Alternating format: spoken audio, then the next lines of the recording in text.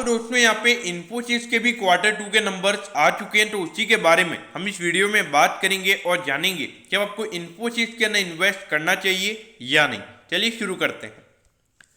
तो देखिए, सबसे पहले तो यहाँ पे शेयर होल्डर्स के लिए अच्छी न्यूज है, क्योंकि जो कंपनी है उन्होंने यहाँ पे 15 रुपए का डिविडेंड डिक्लेयर किया है। तो मतलब एक शेयर पर आपको 15 रुपीज मिलने वाले हैं। तो यानी कि अगर आपके पास 100 शेयर है तो आपको 1500 रुपीज का डिविडेंड मिलेगा। अब अगर हम यहाँ पे रेवेन्यू की अगर हम बात करें तो पिछले साल यानी कि जो पिछले साल का जुलाई से सितंबर वाला क्वार्टर था उसके कंपैरिजन में यहाँ पे 20% से कंपनी का रेवेन्यू बढ़कर 29,602 करोड़ का यहाँ पे कंपनी का टोटल रेवेन्यू निकल कर आया है। लेकिन जो प्रॉफिटेबिलिटी है अगर हम वो देखें तो रेवेन्यू के कंपैरिजन में वो यहाँ पे हमें कम परसेंटेज से बढ़ते हुए नजर आ रही है और 11% से यहाँ पे कंपनी का नेट प्रॉफिट बढ़कर 5,428 करोड़ का यहाँ पे कंपनी का टोटल नेट प्रॉफिट निकल कर आया है। तो यहाँ पर अगर आप देखोगे थोड़ी सी यहाँ पे इश्यूज है, क्योंकि जो कंपनी के मार्जिन परसेंटेज है उस पर हमें यहाँ पर फर्क पड़ता हुआ नजर आ रहा है। अब अगर हम यहाँ पे क्वार्टरली बेसिस यानी कि पिछले क्वार्टर के कंपैरिजन में अगर हम कंपनी के रेवेन्यू को देखें तो यहाँ पे 6% का रेवेन्यू ग्रोथ कंपनी ने यहाँ पर दिखाया है।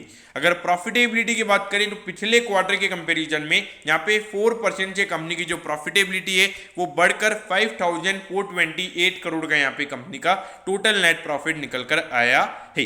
तो देखिए, यहाँ पर अगर आप देखोगे रेवेन्यू के जो नंबर्स है वहां पर हमें कोई भी इश्यूज नहीं है। ईयर ऑन ईयर बेसिस पे भी 20% की जो ग्रोथ है वो यहाँ पे अच्छी है और 6% का जो रेवेन्यू ग्रोथ है हमें क्वार्टरली बेसिस पे देखने को मिल रहा है वो भी अच्छा है। लेकिन जो मार्जिन परसेंटेज यहाँ पे कंपनी के कम हुए, यानी कि जितना कंपनी का रेवेन्यू बढ़ा है तो उसके कंपैरिजन में प्रॉफिटेबिलिटी ज्यादा बढ़नी चाहिए, लेकिन वो यहाँ पे नहीं हुआ है। और जो ऑपरेटिंग मार्जिन कंपनी के यहाँ पे निकल कर आए हैं वो निकल कर आया है 23.6% पे, जबकि पिछले साल ये मतलब जो जुलाई से सितंबर वाला क्वार्टर था उस एंडिंग में ये नंबर 25.3% पे था।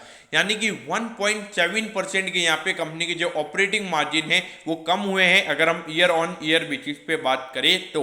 और पिछले क्वार्टर में ये नंबर 23.7% पे था, यानी कि पिछले क्वार्टर के कंपैरिजन में भी यहाँ पे 0.1% से ये नंबर कम हुआ है। अब ऐसा क्यों हुआ है?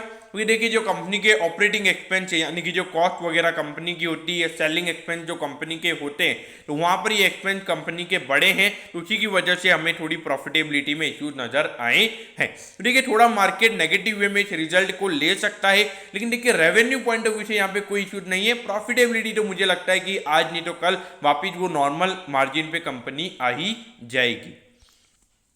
अब ये देखिए, लगभग 7 लाख करोड़ का इस कंपनी का मार्केट कैप है। अगर आप देखोगे इंडस्ट्री के कंपैरिजन में अभी भी सस्ते वैल्यूएशन पर है।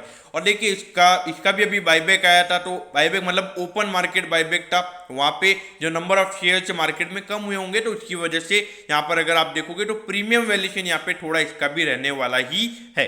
अगर डिविडेंड डील की बात करें तो अच्छा डिविडेंड डील है, 1.59% का डिविडेंड है और अभी भी 15 रुपए का डिविडेंड कंपनी ने दिया है। अब अगर आप देखोगे पिछले 4 साल से लगातार ये कंपनी के जो रेवेन्यू के नंबर से अच्छे हमें बढ़ते हुए नजर आ रहे हैं। अगर प्रॉफिटेबिलिटी की बात करें तो एक साल यहाँ पे कंपनी का प्रॉफिट थोड़ा सा कम हुआ था, बाकी हर साल जो कंपनी के प्रॉफिट है वो हमें बढ़ते हुए नजर आ रहे हैं। अब देखिए, 1709 पे ये स्टॉक अभी ट्रेड हो रहा है, 1788 का इसका ऑल टाइम हाई है। तो यानी कि अगर हम ऑल टाइम हाई से कंपेयर करें तो ज्यादा नहीं, 4 से 5% ही ये अभी आपको करेक्शन पर मिल रहा है।